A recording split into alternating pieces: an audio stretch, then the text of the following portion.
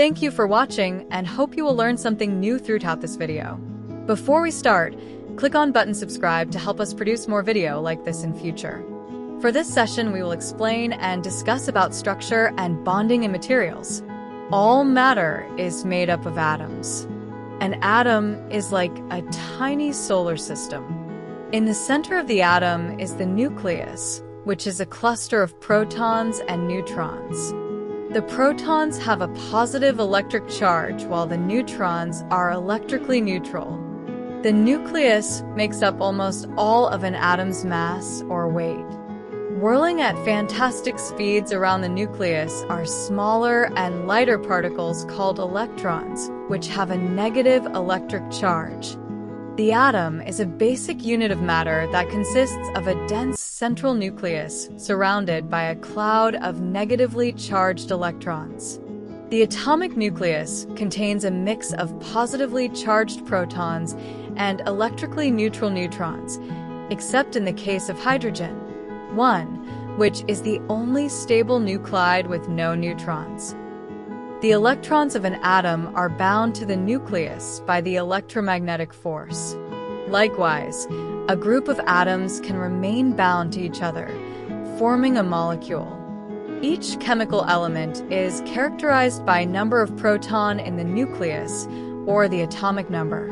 The atomic mass of specific atoms is expressed by the number of proton and neutron in atoms, called atomic weight. Electrons valence are electrons that occupy the outermost filled shell in atoms. These electrons are extremely important, as it will be seen they participate in the bonding between atoms to form atomic and molecular aggregates. Furthermore, many of the physical and chemical properties of materials are based on these valence electrons. Molecules may be defined as a group of atoms that are bonded together by strong primary bonds. The entire of ionic and metallically bonded solid specimens may be considered as single molecules. However, this is not the case for many substances in which covalent bonding predominates in the condensed liquid and solid states. Bonds between molecules are weak secondary one. Consequently, molecular materials have relatively low melting and boiling temperatures. Most of those that have small molecules composed of a few atoms are gases at ordinary or ambient temperature and pressure. On another hand, many of the modern polymers being molecular materials composed of extremely large molecules exist as solids. Some of their properties are strongly dependent on the presence of secondary bonds. These are some example of molecules, which we already discussed before. Next, there are two types of bonding related to chemical bonding. First is primary bonding and second is secondary bonding. We will look at each bonding in details. An ionic bond is a type of chemical bond formed through an electrostatic attraction between two oppositely charged ions.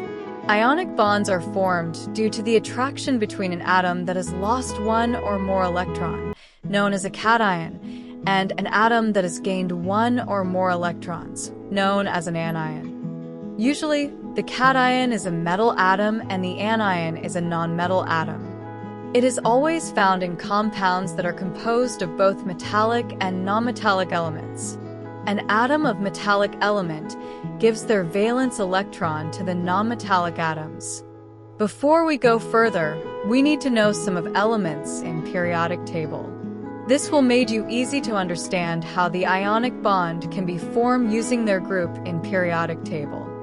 This is example how sodium chloride is the classical ionic materials and is illustrated. This is another example for simplified model of ionic bond between sodium chloride. A covalent bond is the chemical bond that involves the sharing of electron pairs between atoms. The stable balance of attractive and repulsive forces between atoms when they share electrons is known as covalent bonding. For many molecules, the sharing of electrons allows each atom to attain the equivalent of a full outer shell, corresponding to a stable electronic configuration. These are some example of covalent bond that you can see and relate with this lectures. Metallic bonding constitutes the electrostatic attractive forces between the delocalized electrons, called conduction electrons, gathered in an electron cloud and the positively charged metal ions. Understood as the sharing of free electrons among a lattice of positively charged ions, cations. Metallic bonding is sometimes compared with that of molten salts. However, this simplistic view holds true for very few metals. Metallic bonding accounts for many physical properties of metal, such as strength, malleability, ductility, thermal and electrical conductivity, opacity, and luster. After you know types of primary bonding, next we see the secondary bonding. Van der Waals or physical bonding are weak in comparison to the primary or chemical bonding. It exists between virtually all atoms or molecules, but its presence may be obscured if any of the three primary bonding types is present. These bonding are evidenced for the inert gases, which have stable electron structures, and in addition between molecule structures that are covalently bonded. A hydrogen bond is the electromagnetic attractive interaction between polar molecules in which hydrogen, H, is bound to a highly electronegative atom, such as nitrogen, N, oxygen, O, or fluorine, F. The name hydrogen bond is something of a misnomer, as it is not a true bond but a particularly strong dipole-dipole attraction, and should not be confused with a covalent bond.